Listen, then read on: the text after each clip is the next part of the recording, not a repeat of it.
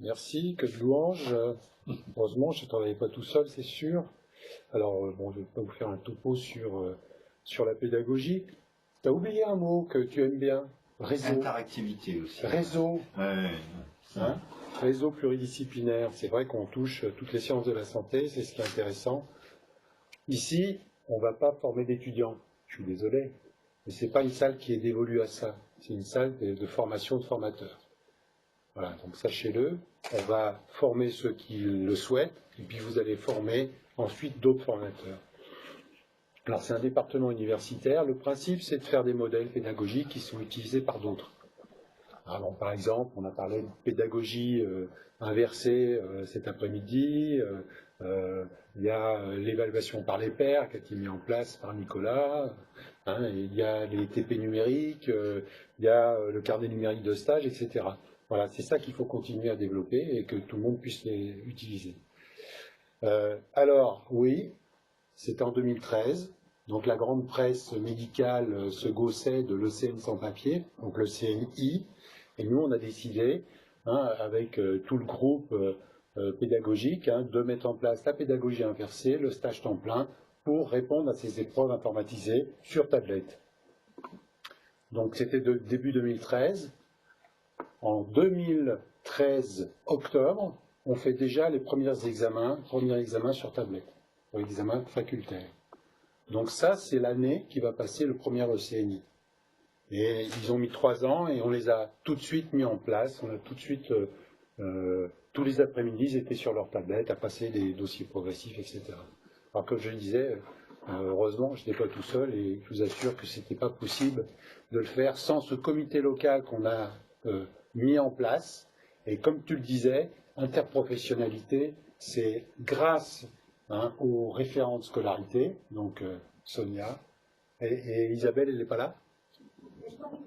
Bon, on la saluera.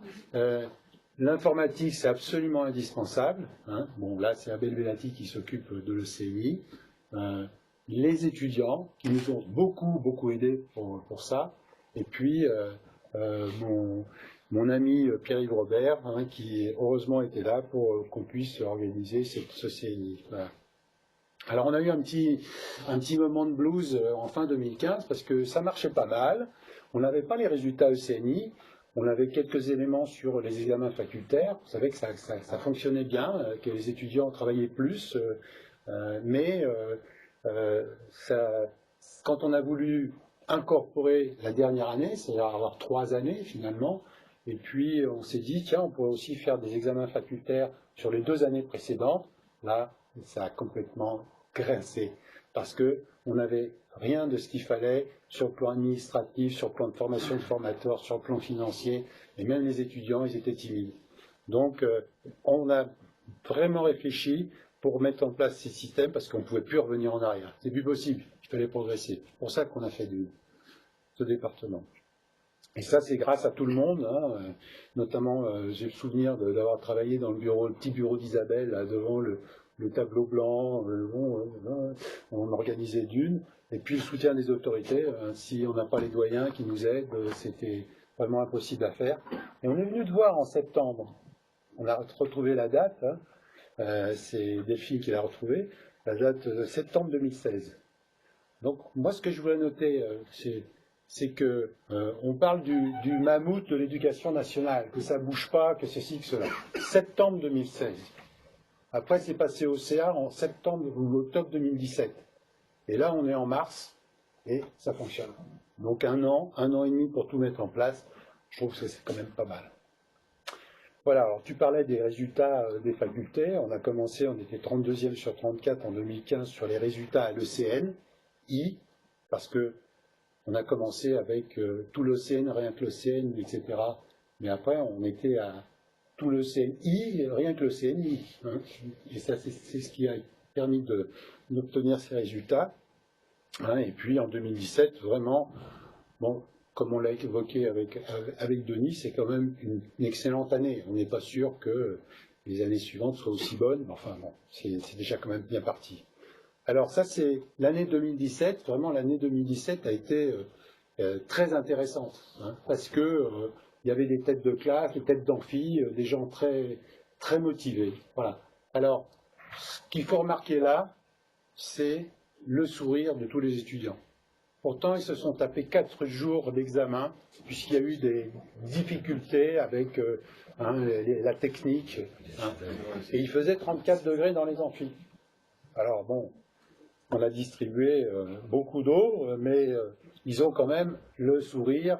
Et quand on les rencontre maintenant dans les couloirs de la fac, du CHU, ils ont le sourire.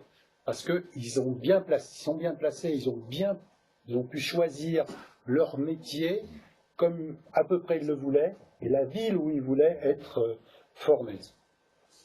Voilà, alors rapidement, voilà, après le CA de l'université, c'est l'aménagement de dunes, baladez-vous, il y a beaucoup de gens qui sont passés ici, qui ont regardé comment ça fonctionnait. Vous avez le studio d'enregistrement qui est là-bas, vous avez toute la salle de coworking avec le Mediascape qui est derrière, là. Allez vous asseoir, vous verrez.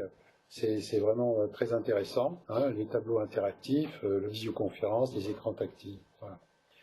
Alors, pour que ça fonctionne et pour que ça soit utilisable et utile, il faut faire de la communication. Donc, il y a le site internet, il y a les infos d'une, et puis on essaye d'organiser toutes ces rencontres, notamment l'inauguration, où là, il y a beaucoup de monde qui est venu. Donc, ça fait de la pub et ça va être tout à fait correct. Bon, les formations pédagogiques, je passe, elles sont déjà en place. En tout cas, ce qui est peut-être intéressant, c'est on a monté un préceptorat de pédagogie à un haut niveau en formation. On travaille depuis le mois de septembre. Il y a 12 PUPH, médecine, pharmacie, et puis on va terminer à Strasbourg lors d'un séminaire. C'est ceux-là qui vont mettre en place toutes ces réformes et toutes ces nouveautés. Alors, il faut saluer tout le personnel. Je vous assure qu'ils ont beaucoup travaillé ici pour l'inauguration, pour mettre en place tous ces systèmes. Vous avez les fiches ici, là, vous voyez à gauche du tableau, il y a des fiches pour utiliser tous ces outils. Et je salue Delphine, qui est la première à nous avoir rejoints, Marion, qui est la deuxième, qui est donc ingénieur en pédagogie, et puis Bruno, qui a beaucoup bossé sur tous ces outils, et là aussi, heureusement qu'ils étaient là, et puis on a des informaticiens qui travaillent sur des thèmes un peu précis, notamment le carnet numérique de stage ou d'autres choses, avec Frédéric Daugier, puis l'entreprise Iriseo, qui est là-bas, là, ils sont derrière, ils se cachent, voilà. Donc, Dune est organisée en 3 comités, un comité scientifique, un comité de pilotage et un comité professionnel. C'est l'occasion de saluer Mathieu Chatras et Serge Bailly qui nous ont beaucoup aidés.